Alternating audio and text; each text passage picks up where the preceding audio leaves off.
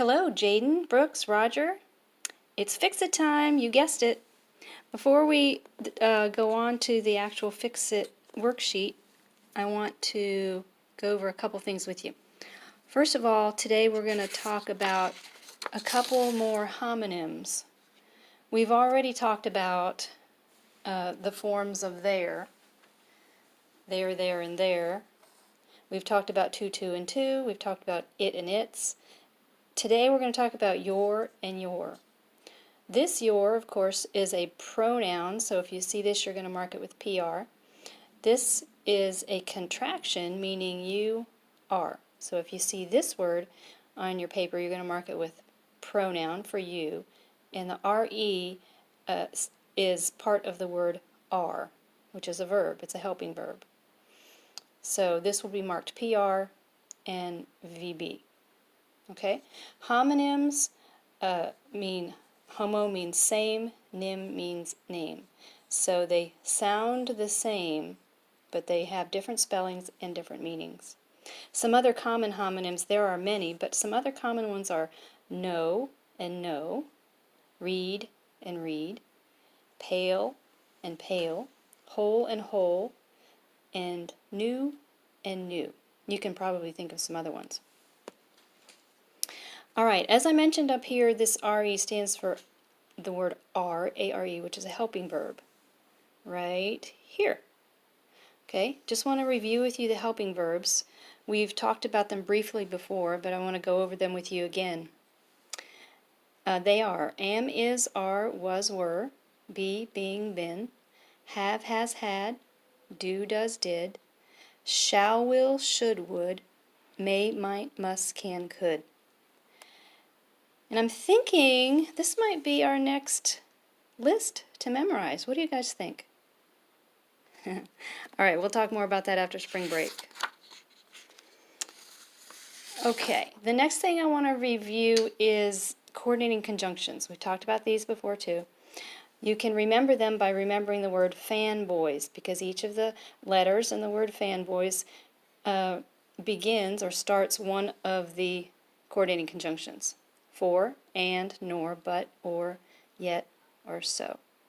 Now, coordinating conjunctions join two of the same types of speech. They might join two verbs, like in the sentence, the collies ran and jumped. And is your coordinating conjunction, and ran and jumped are both verbs. Or they might join two nouns. Either my dog or my brother ate my sandwich. Okay? You have dog and brother, which are nouns, joined by the coordinating conjunction or. Now, coordinating conjunctions can also join other things like clauses and phrases, but we'll get to that possibly later or maybe in a course next year. Okay? But coordinating conjunctions, fanboys. So you mark these, remember how you mark these when you see them on your paper? CC, right? Okay. All right, prepositional phrases. Remember that a prepositional phrase has to be composed of a preposition plus a noun or a pronoun. Okay? For instance, on the new coffee table. On is your preposition, table is your noun. Now, you can have articles like the and adjectives, new and coffee, that describe the table and tell what table you're talking about. But the main idea is on the table. Another example, before the football game. Before is your preposition, game is your noun. The football is just telling which game we're talking about. Another example, after our delicious dinner. After is your preposition, dinner is your noun. You still have adjectives describing which dinner you're talking about. Nowhere in a prepositional phrase should you see a verb. If you see a verb, you don't have a prepositional phrase, you have something else. So, what about this here? After eating our delicious dinner, okay, eating is what? Eating is a verb. So this is no longer a prepositional phrase. If we insert the verb eating, it becomes something else. In this case, after, the word after, is used as a subordinating conjunction. Now, you don't have to remember that. I've told you that before, but just think of the WW Asia words that we've learned before. When, while, where, as, since, if, although, because. These are subordinating conjunctions. And there are more, but these are some of the main ones that we have learned. Okay, so subordinating conjunctions start with what's called an adverbial clause. Alright, look at these examples. I'm hoping to go to the beach this summer if we're not still under a quarantine. Does anybody feel that way? Okay, so if we're not still under a quarantine is your adverbial clause. Notice you have to have a comma before it if it comes at the end of your sentence. If it comes at the beginning of the sentence, like this example, then you have to have a comma after it. Although I miss my friends, I'm enjoying all the time spent with my family. Okay, so although is a subordinating conjunction, and if is a subordinating conjunction. Although and if. Okay, these are different from prepositional phrases because these have verbs in them. What's the verb here? We are is a conjunction that is made up from we and are, A-R-E, the helping verb. So that's your verb here. So you do have a verb here, so it can't be a prepositional phrase. And then, although I miss my friends, miss is your verb here. So if you're ever under question, is this a prepositional phrase or an adverbial clause, look to see if it has a verb in it. If there's no verb, it's probably a prepositional phrase. Okay, let's get on with our Fix-It page.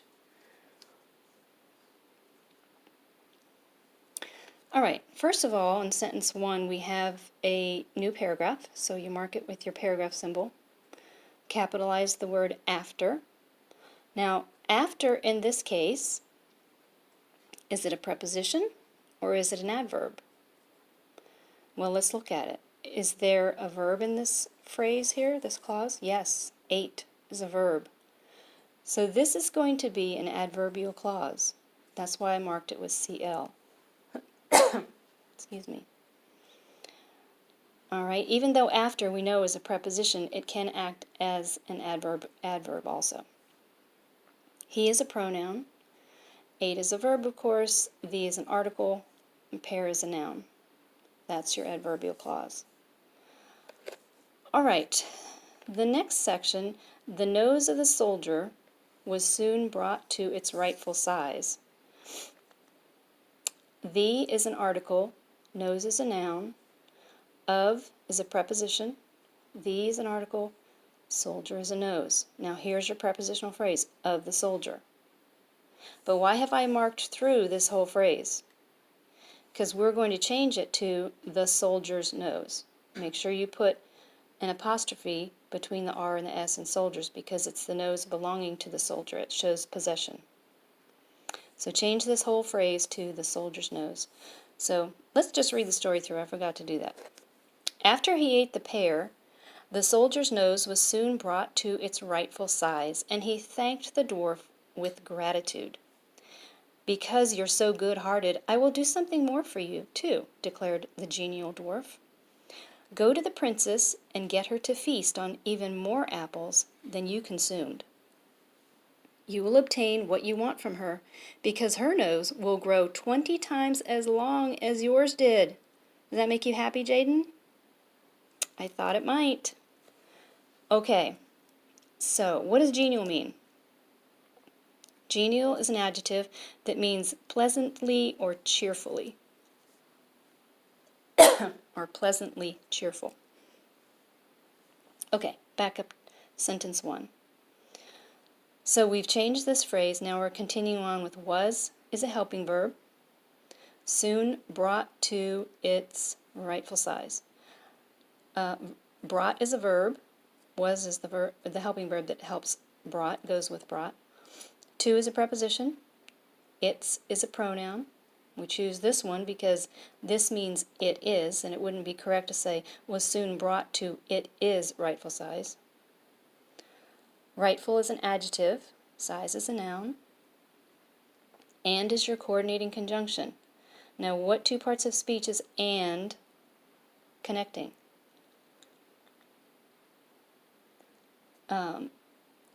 Brought and thanked, the two verbs. Okay? He is a pronoun, thanked is a verb, thee is an article, dwarf is a noun, with is a preposition, gratitude is a noun. So here's your next prepositional phrase, with gratitude, and make sure you put your period at the end.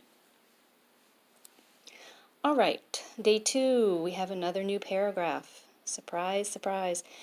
Capitalize the be in because, it's the beginning of the sentence.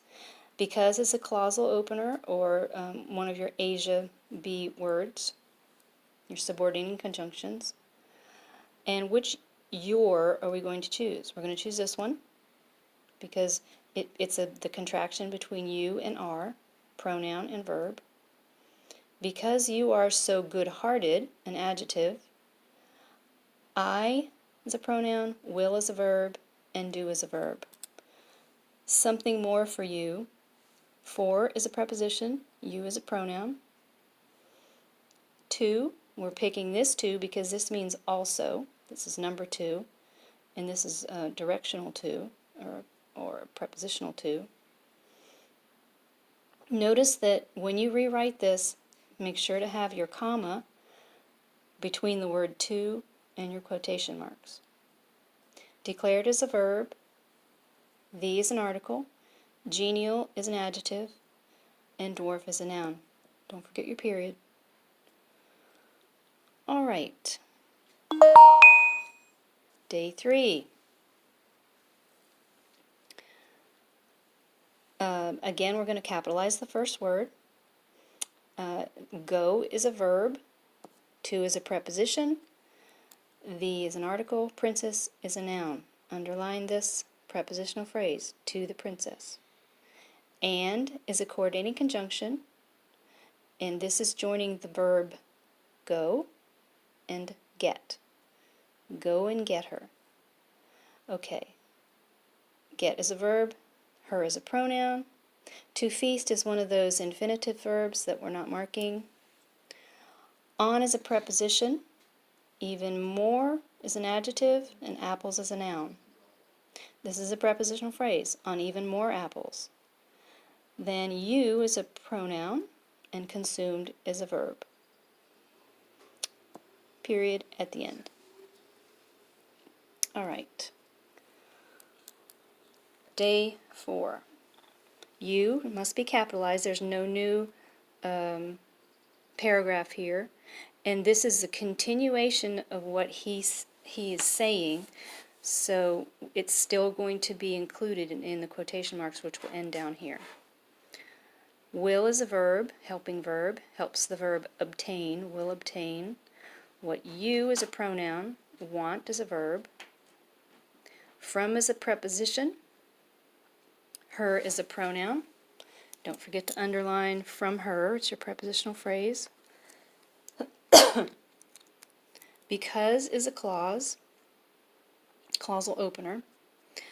Her is a pronoun. Knows is a noun. Will is a verb. Grow is a verb.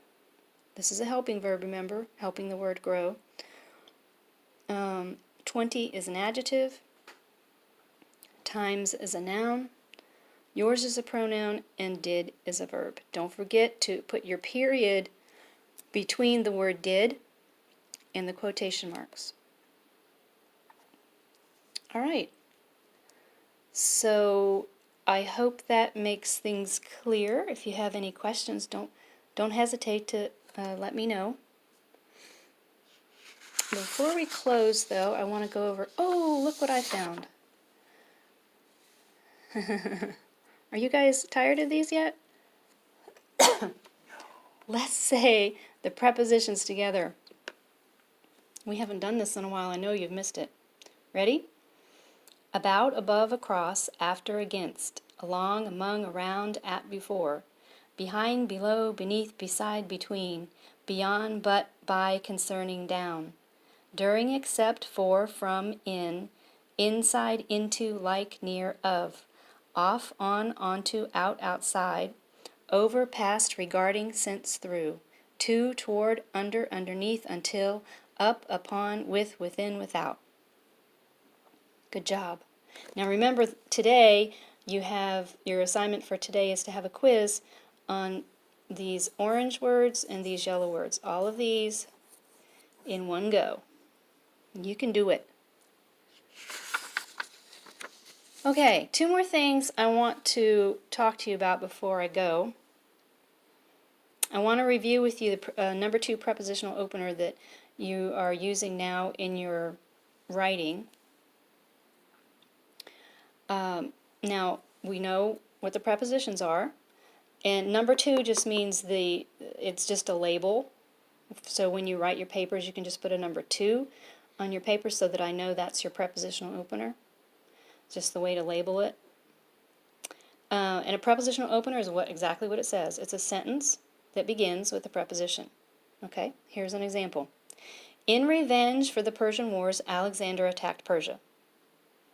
Okay, in is your preposition, and this is your whole phrase. In revenge for the Persian Wars. That's your prepositional phrase. Make sure you have a comma after your prepositional openers. Another example. Outside my window, I heard my dog barking at a squirrel. What's the preposition? Outside. What's the prepositional phrase? Outside my window. And what punctuation do we put after the prepositional phrase? Right, a comma. All right, that was just a review, and now I'm going to tell you about a new kind of opener. It's going to be the number 3 opener, and it is the ly adverb opener. Now you know what ly adverbs are because you've been putting them in your papers and using them in your writing for pretty much the whole year since you've been in our class. So this opener is going to be exactly what it says. You're going to begin a sentence or open a sentence with an ly adverb. And when you do, you're going to put a comma directly after the ly adverb. Okay, there's not going to be an ly adverb phrase. It's just a one-word opener. Okay, here's an example. Conveniently, my family has plenty of toilet paper. I hope that's true for you because some people are running out. Alright, so conveniently is your ly adverb, comma, after the ly adverb, and then the rest of your sentence. Okay, and another example is, eventually this awful pandemic will be over. That will be a wonderful day, won't it? There's your ly adverb, and the punctuation mark is a comma. Okay, so we'll be adding these to our writing after we come back from spring break in our next writing project. Just wanted to give you a heads up on that. Okay, so that's all I have today. I hope you guys have a great day and a great weekend and a great spring break. Enjoy not having to do some schoolwork for a while. All right, we'll check back with you soon. Bye-bye.